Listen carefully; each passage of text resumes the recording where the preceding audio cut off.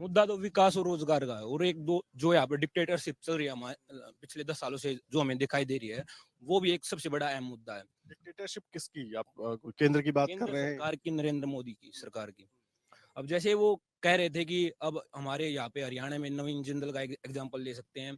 कि पहले वो उन पे अलग अलग एलिगेशंस लगाते हैं कि आपने ये घोटाला कर वो घोटाला कर दिया, अलग अलग घोटालों का नाम लेते हैं, लेकिन वही जब नेता जब उनकी पार्टी में आ जाता है तो उन पर सारे के सारे जो उन्होंने लगाए थे तो वो सारे हट जाते हैं। नवीन जिंदल पर आरोप लगाए थे उन्होंने, तो वही नवीन जिंदल अब बीजेपी में आ गए हैं और वो लोकसभा चुनाव लड़ रहे हैं, अब उन पर वो सारे मुद्दे खारिज कर दिए हैं। तो ऐसे बहुत सारे हैं नेता हैं जो कि बीजेपी में चले गए हैं और बाद में फिर उनको वहां से टिकट दे दिया, बीजेपी में आती उनको टिकट मिल गया और सारे ईडी सीबीआई के सारे मुद्दे रद्द हो गए हैं। लेकिन मैंने कई बार सुना है गृह मंत्री इस बारे में कहते हैं, जो सवाल आप कर रहे हैं बहुत सारे लोग करते हैं, हम लोग भी कई बार करते हैं, तो गृह मंत्री बार बार ये जवाब देते हैं कि भाई आप देखिए कि कार्रवाई कहीं नहीं रुकी है, कार्रवाई चल रही है। तो हाँ, ये इसको उसी मैंने भी सुना है, ये इंटरव्यू देखा था अब इसका अमित शाह का, तो वो बोल रहे हैं कि हमने ये कार्रवाई चल रही है, पर लेकिन ऐसे बहुत से हैं कि वो क्लीन चिट दे देते हैं कि उनका घोटाला इनका नहीं मिला है, ऐसे है वैसे है, और लेकिन जो अपोजिशन के लीडर्स हैं उनके ना होते भी खाई से निकाल के वो मुद्दे निकाल आते हैं और उनके ऊपर केस चलाते हैं, ईडी सीबीआई का दुरुपयोग करते हैं और उनके खिलाफ केस। ऐसा आपको लग रहा है कि जो केसेस ईडी सीबीआई के हैं ऑपोजिशन के लीडर्स पे, वो बनाए हुए केसेस हैं या उनको एक तरीके से दबाने की कोशिश हो रही है? बस ईडी और सीबीआई का दुरुपयोग करके ये ओपोजिशन को एक दबाने की कोशिश कर रही है कि सिर्फ और सिर्फ यहाँ पर बीजेपी की डिक्टेटरशिप चले, और अगर इस साल और 5 साल और यदि ये बीजेपी की सरकार आ गई तो हमें तो लगता है कि एक अच्छी डेमोक्रेसी इंडिया के लिए होगी।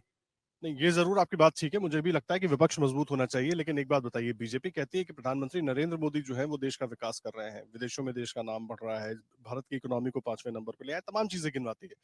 तो एक एक पक्ष तो वो चीजें हैं, दूसरा पक्ष जो आप कह रहे हैं, तो इन सब के बीच कैसे चुनेंगे?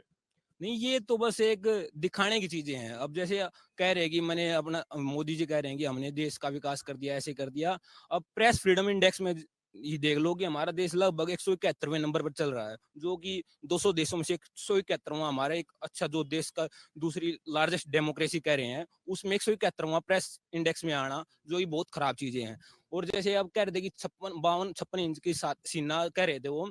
तो यहाँ पर अब ये चाइना पूरा गलवान घाटियां पूरा इंडिया के अंदर तक आ गया, तब उन्होंने अभी भी, और ये नेपाल ने हाल ही में अपने नक्शे पर भारत के इलाकों का उपयोग किया है, तो भी इनका कोई एक बोल्ड स्टैंड नहीं है फिर भी, और ये दिखाने दिखाने चीजें कर रहे हैं यहाँ पे।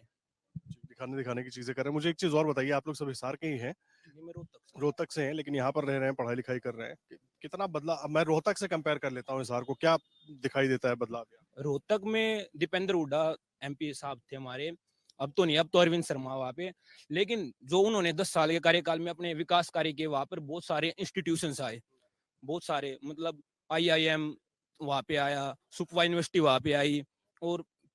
बहुत सारे एक दो और है जो मुझे नहीं पता है, और होटल मैनेजमेंट का आया वहाँ पे, तो हैं कुछ सारे बहुत सारे जो कि दीपेंद्र हुड्डा ने वहाँ पे लाए। और मेट्रो का कार्य, यदि हुड्डा वहाँ पे अभी तक सीएम वो होते MP साहब होते हमारे, तो बहादुरगढ़ से रोहतक तक मेट्रो आनी थी, और लेकिन अब इस बीजेपी सरकार में वहाँ पर अरविंद शर्मा ने एक काम नहीं किया। अरविंद शर्मा किसी के कोई मर जाता है, कोई होता है तो वहां तक नहीं जाते, जबकि हमारे दीपेंद्र हुड्डा है वो कितनी लोगों के साथ मिलजुल कर रहते हैं, कोई भाईचारा, कोई हाथ पकड़े कहीं भी काम करवा ले उनसे, लेकिन अरविंद शर्मा कहीं कभी नहीं दिखे 10 सालों में, 5 सालों में, और तो यही है। एग्जिट पोल 2024 1 जून शाम 6 बजे से, लोकसभा चुनाव के नतीजे 4 जून सुबह 7 बजे से। देखिए चुनाव नतीजों से जुड़ी हर खबर सबसे पहले, सबसे सटीक, केवल अमर उजाला पर, amarujala.com।